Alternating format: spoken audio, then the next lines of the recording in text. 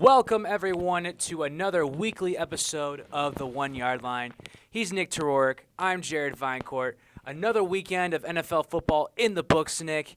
Very exciting. A lot of great games to watch this week in general, I think. It was a very entertaining weekend of NFL football for sure. You had so many games that came down to the wire, so many games that had huge playoff implications, so many games that were upsets as well. Got a lot of upsets. Yeah. It was just a great weekend of football all around. And that's the best part about any sport in general, really, is the end of the season, getting over that hump, that crunch time, looking for a playoff spot, and particular in the NFL, in the AFC. And we're starting with the AFC here today on the 1 Yard Line. A game that we both kept our eyes on, not only as people from Cleveland, you as a Browns fan, but just football fans in general, especially in the AFC. Jacksonville Jaguars and the Cleveland Browns, it lived up to the hype. Coming into that game, the Jaguars were the 4 seed, and the Browns were, I believe, we were 6. The 6 seed. Now we're 5. And Joe Flacco, I was really impressed with how he performed against this Jacksonville team. 26 for 45, 311 yards, 3 touchdowns, 1 interception, and a QBR of 92 exactly. Really looked like he was mid-season form because the way that the Browns were scoring touchdowns this past Sunday against the Jaguars, I've never seen them do, or I haven't seen them done in a long time, I should say. Well, you're right. Neither of us have ever seen it because Joe Flacco is the first Browns QB to have 3 passing touchdowns of 30-plus yards in a game since Brian Sipe in 1980. I don't even know who that is. 1980 NFL MVP. Look him up. Oh, wow. Last Browns player to win MVP, Brian Sipe. But yeah, so literally has not been done since 1980. The Browns had not had a QB throw for 300 yards and 3 touchdowns all season long. And I saw Ken Carman tweeted it out earlier today of 92.3. The city right now is Flacco fever. And we saw the stat line. In 2 games, Flacco has thrown 5 touchdown passes. Kenny Pickett in 12 games has thrown 6 touchdown passes. So it just shows how amazing Flacco can come off the bench. Mm-hmm. And having that veteran on your team, being a Super Bowl champion with the Ravens, and really trying to lead this Browns team to a hopeful successful playoff run. His presence alone has really changed the thoughts that I've had on this Browns team. I thought that they were like a good team before the injury, like with PJ Walker and DTR, they were winning some games. But after Deshaun Watson's season-ending injury, I was like, this team, all hope of a deep playoff run was kind of lost in my opinion, knowing that we would have to go with either P.J. Walker or a 5th-round rookie and Dorian Thompson-Robinson the rest of the way. I just think your ceiling when you have QBs that, let's just face it, neither of them are very good quarterbacks at this point in their career, and the Browns were winning in spite of their quarterback play. Yeah. Now with Joe Flacco, the Browns won that game mainly because of their passing attack. Their deep passing attack with David Njoku is at his best game of the season last week with 6 catches, 91 yards, 2 touchdowns. Elijah Moore in Flacco's first game, season high in receiving yards. Mari Cooper had 7 catches. Even David Bell getting involved for his first career touchdown on that 4th and 3 play. That was a great play. It was. It was an amazing play. Great play called by Kevin Stefanski. But yeah, Joe Flacco has changed this Browns team. They now have a legit passing attack, which they, besides the last 2 games of that we really got to see of Deshaun Watson, he had about 2 good games. The Browns really have not had a legit passing attack all season long. And since Joe Flacco showed up, they're a different football team. They are. 3 weeks ago, he was sitting at home at his parents' house watching the games on his TV, and now he's on the field as a starting quarterback for the Cleveland Browns. It's just amazing how life can change like that. Mm-hmm. And it's a dream come true for him in a sense that he feels like a little kid again. He said it himself. He feels like a 10-year-old kid again out there. He said it after the game in his interview, and he kept saying how much it means to him to have this opportunity because he said right before he got the call from the Browns, that's when he first started really thinking it might be over. Like he thought his NFL career was possibly over. And instead, now he's starting for a team in the middle of a playoff race that has over an 80% chance to make the playoffs right now. And I think Joe Flacco right now, he is the reason why, I'm honest. He's not the main reason. Obviously, the defense, amazing, great playmakers. But he has given new life to this Browns team, and it's like this team might not just be a one and done if they get into the playoffs now with a legit passing attack. This team might have the chance to actually do something the rest of the way, and I was really not feeling that a couple weeks ago. I was not feeling that at all. Yeah, we'll have to see how the rest of the Browns season shapes up. I mean, Flacco could be a quarterback that goes to another team and might have the same success that he's already had with the Browns. And we've seen it multiple times for quarterbacks. Brett Favre, Tom Brady, they play into their 40s. Aaron Rodgers is trying to do the same thing. So who knows? Maybe Joe Flacco could be a person that adds to that list. Possibly. I mean, but Joe Flacco's been a backup mainly the past few years. Like, he hasn't even been a guy who's been starting a lot of games really since his time in Denver back in 2018, ever since he got benched for Drew Lock. We haven't really seen him start that many games. Well, that's the thing as an athlete. You got to keep yourself in shape. Yeah. And there's so many teams that need help in the quarterback play, and it can't all come through the draft. You know, obviously we've seen it this year with the Browns, signing people, trades. So that might be something that happens in the future. We'll have to wait and see. But I mean, if Joe Flacco, if he keeps this up and is able to revitalize his career and extend his stay in the league, it's one of the most impressive things I've seen from an NFL player, because he easily could have just called it quits, been done. Yeah, he could have said no. He's won his Super Bowl. He made a ton of money. He's had a great career. His career could have just been like, oh yeah, it's over. And guess what? It would have been a good career. But no, he decided he wasn't done yet. You wanted to keep going, and he's found some of that younger self from his days in Baltimore. He still has elite arm strength. That even at 38 years old, he has more arm strength than I've seen from almost any Browns QB in recent years. And I just can't give Joe Flacco enough credit, man. He's been such a good pickup for this Browns team, and I hope that it continues the rest of the way. Other side of the ball, Jacksonville Jaguars quarterback Trevor Lawrence, 28 for 50, 257 yards, 3 touchdowns, 3 interceptions, a QBR just over 65. Really found Evan Ingram as his favorite target in that game. 11 receptions, 95 yards, 2 touchdowns. Thank you, fantasy, because Ingram's on my team. Because I mean, obviously I wanted the Browns to still win because I'm from Cleveland, even though I'm not a fan. But I'm glad Ingram can still give me some points. So I don't want to go full max mode here, but my dad has Evan Ingram on his fantasy team, and my dad needed to win this past weekend to make it to the playoffs. He kept Evan Ingram on the bench and started Jake Ferguson instead. Jake Ferguson finished with 12 points. Evan Ingram finished with 32, and my dad lost by 18. That sucks. So if he played Evan Ingram, he'd be going to the playoffs right now. Yep. That's brutal. That is tough. That is tough. But sorry for your dad. But other than that, Trevor Lawrence playing with a hurt ankle, and they were out with their star wide receiver Kirk as well. So Jaguars put a valiant effort in this game, but not able to get the job done with the turnovers. Yeah. And you look at their upcoming schedule, with Houston and the Colts both losing this week.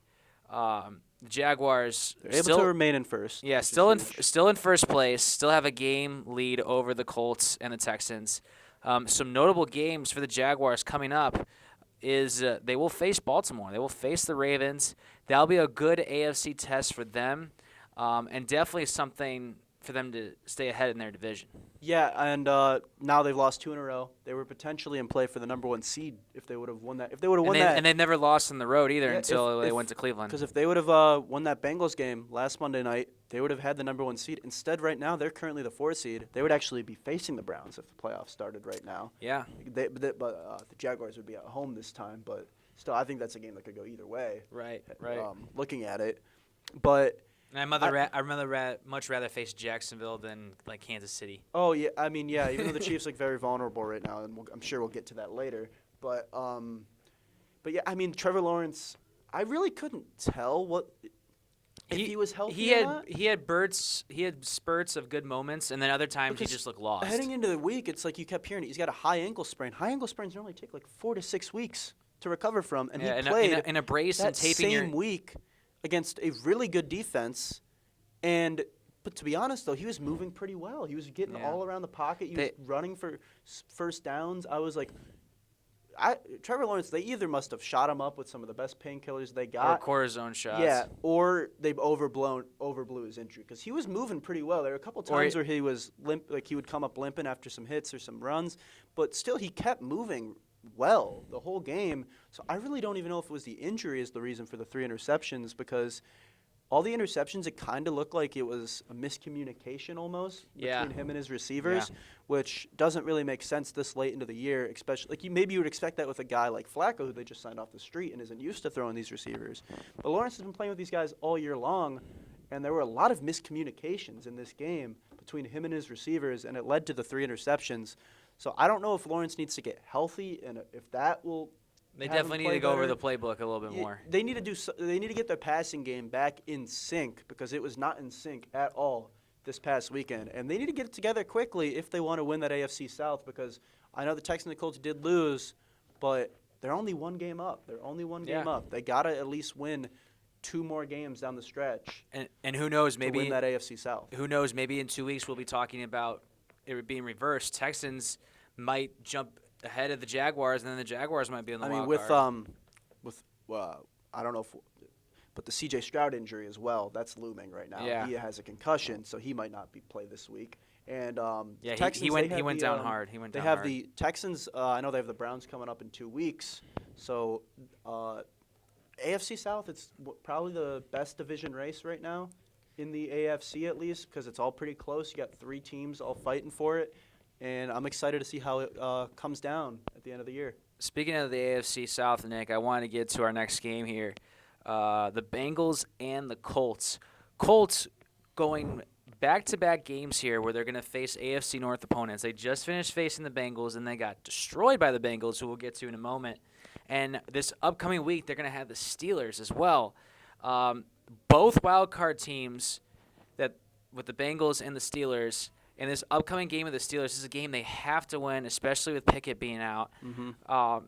And with their backup now, Gardner Minshew, do you think this is a game that the Colts must win if they want to get any further in the wild card race? I'd say it's a must-win game for both the teams, both the Colts and the Steelers this coming weekend. Really, whoever loses this game, it's going to be a very, very hard uphill battle to get into the playoffs for whatever team loses that game, because they'll be 7-7, and I think you're going to need 10 wins likely to get in the AFC. So if you lose this game and you have to win out your last 3 games, and I don't know, I don't trust either of these teams, the Colts or the Steelers. I know they both are in wild card spots right now, but again, they're both teams that are now on their backup QB, and neither team really gets great quarterback play from. Anyway, they're just they're both teams that I don't trust at all going forward. But whatever team wins this game, they are in an advantageous spot over the rest of them. But, yeah, I'd say it's a must-win game for both teams. That's what I was going to ask you. With the Colts having Gardner Minshew now, they're back up in. Do you think Gardner Minshew and this Colts offense can overpower the Steelers defense? Because this is the Steelers defense is the reason why they are 7-6 right now. I mean, and guys like Josh Downs, Moss, Taylor, Pittman, those are the guys that are going to have to step up to help them win this game. But I don't know how much they'll have to do, because they're playing against the Steelers offense. Like, the Steelers offense. I mean, they did score 14 points against the Bengals, which actually wasn't enough. But you're right, Nick. 14 points might get the job done against the Steelers. In this game, honestly, like 20, if you score 20, you're going to win in this game. Right. That's really how it is. All you have to do is get to 20. And the Steelers defense, yeah, it's got a lot of big names on it, but Bailey Zapp just torched them last Thursday night. So I'm not really that scared of the Steelers defense. They're like about 20th in the NFL in yardage too. So I think the Steelers defense, it does get a little overhyped sometimes, in my opinion. They give up a lot of yardage. And a lot of Steelers fans, I know they want Terrell Austin, their defensive coordinator, out of there anyways, because Steelers fans love to just blame the coordinators anytime anything goes wrong. It's never the players' fault in Pittsburgh. It's always the coordinators. I don't know if you. Well, they're Steelers fans. They like to blame about anything. Yeah, they expect profession. Yes, professionalism. Yeah, it doesn't happen like that. But yeah, I mean, I don't think this will be a very entertaining game to watch. It's definitely something we got to keep an eye on for wild card purposes. It definitely is. But yeah, I don't trust either of these teams. I think it's a must-win game for both of them, though. And whatever team does win, they're in an advantageous spot going for the rest of the way when it comes to the wild card. Now let's go back to the Colts game against the Bengals this past weekend. Jake Browning, wow, I was shocked. We were on the show a few weeks ago, Nick, Joe Burrow out for the year with his wrist, and we said Bengals, they're done. They have no shot. I and called now the Bengals dead. And now they're 7-6 in the hunt for the wild card, and they might actually have a shot of getting in the playoffs with Jake Browning. Yeah. Jake Browning against the Colts, 18 for 24, 275 yards, 2 touchdowns, 1 interception, and a QBR just under 123. Like, we thought they were done, and now they flipped the script. This is shocking in Cincinnati, Nick. Oh, it's very shocking. Again, I called them dead after they lost to the we Steelers both 2 did. weeks We ago. both did. I'm like, it's not their year. No Joe Burrow. The rest of the AFC North is good. It's just not the Bengals' year. Turns out, man, we underestimated Jake Browning because the last 2 games, he has just gone off. He has shown a completely different side. He's an undrafted guy. He's finally getting his shot in his 5th year now in the NFL. Yeah. And he's just tearing it up. He's playing like he did back in 2016 at Washington when he led them to the college football playoff. This is the Jake Browning that we're seeing, and I don't think anybody expected this. But if he keeps playing like this, the Bengals are going to be in the mix. They're going to be in the hunt. They have a chance to go to the playoffs, and I never saw this coming. I didn't know Jake Browning had this in him. And I think he's learning so much from Joe Burrow. Joe Burrow loves being a teacher. He loves giving back to the game, even though he can't play. Mm-hmm. And having him on that sideline, even though he can't play, is so important for the Bengals offense and so important for Jake Browning. Mm-hmm. I mean, we saw it that Joe Burrow gave his suite up to Jake Browning's family so he could watch the game. But how about Joe Mixon?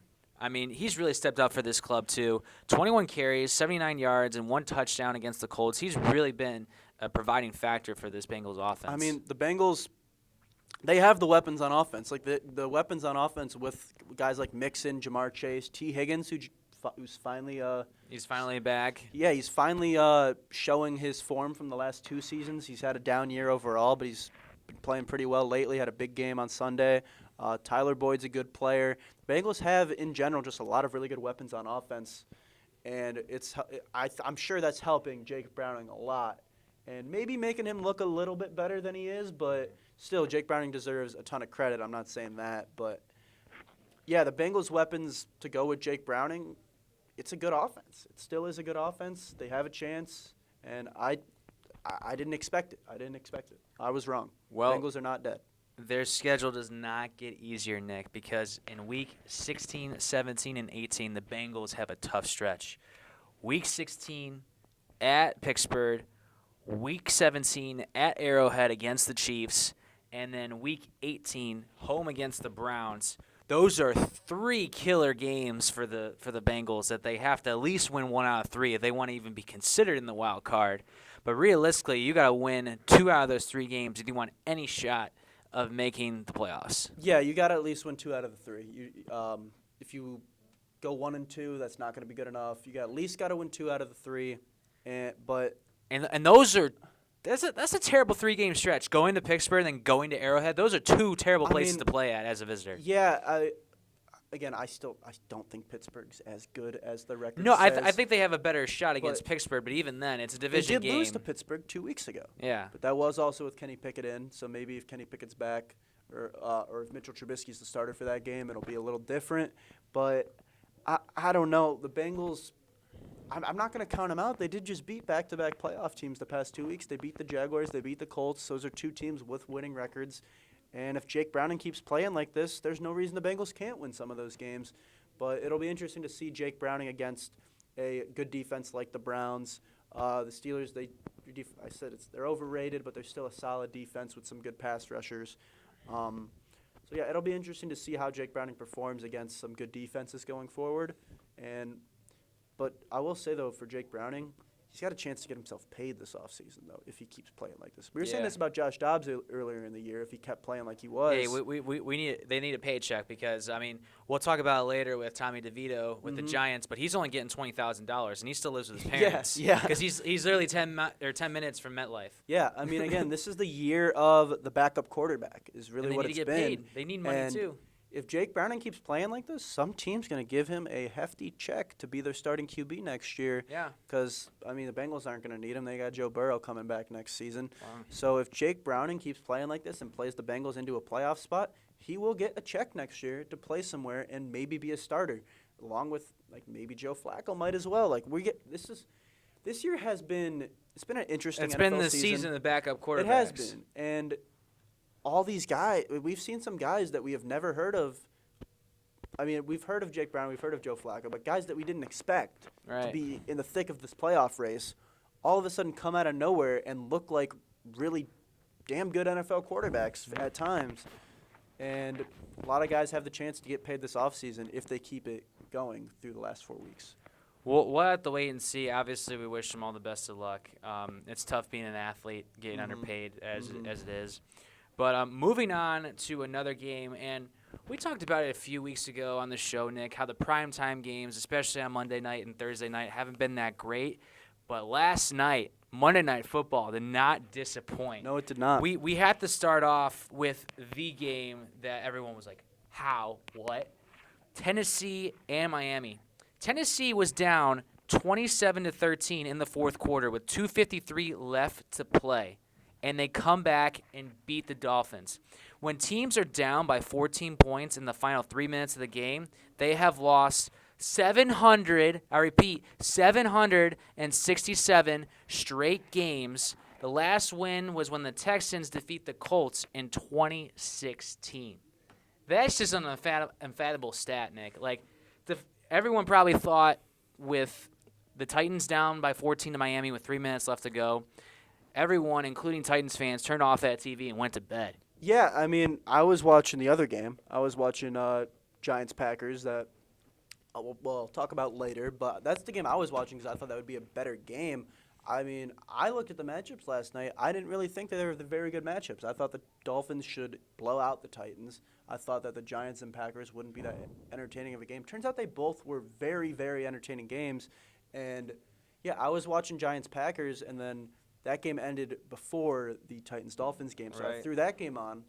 But I saw it was 27-13 with, 3 minutes left. I'm like, I mean, this game's over, but, I'll still throw it on just in case. Right. Next thing you know, the Titans all of a sudden storm back and steal a win from the Miami Dolphins. That the Miami Dolphins, they desperately needed that win because their schedule gets harder going forward. Yeah. And they're in contention for the number 1 seed in the AFC with the Ravens. And if they would have won that game, they would have been tied, have the same record. Ravens have the tiebreaker, though, over them.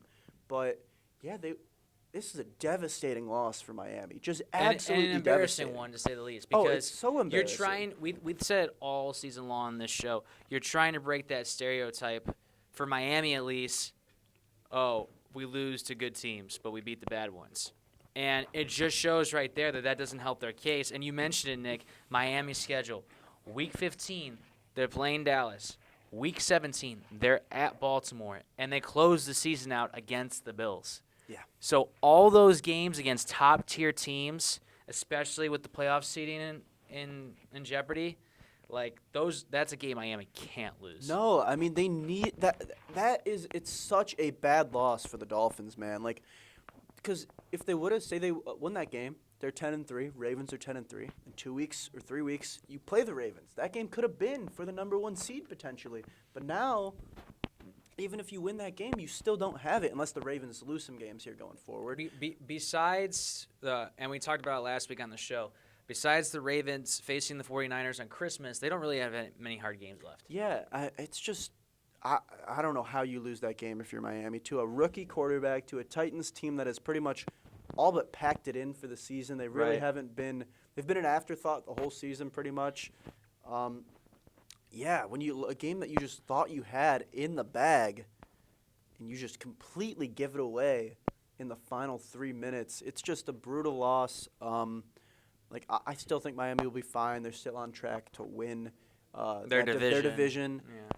But even then, it's not good for them if you're a fan going into the playoffs. No, not at all. It just shows that, are they legit contenders? We still don't know with Miami, I feel like, because, again, they really haven't beat a good team this season. I mean, they beat the Broncos, who are 7-6, put up 70 on them, but that Broncos team That's not the same Broncos team. Completely different Broncos team. Yeah, that's not the same Right Broncos now. team. They're running a whole different defense, basically. They had the worst defense of all time the first couple of weeks, and now they have one of the best defenses in the NFL.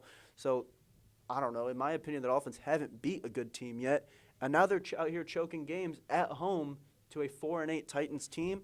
I don't know where I stand on the Dolphins. I just don't. I don't really think we're going to know until they get eliminated from the playoffs. No, they're not making the AFC Championship game. Yeah, but Get alone past the first round. their offense looks so impressive at times, and the AFC is so wide open that you're like, okay, this team's good. Like this team should be able to make a run. They should be a really good team. They have a great coach, Mike McDaniel, but then at times they just leave so much to be desired. They leave head and scratchers. You're like, huh? I find myself just like.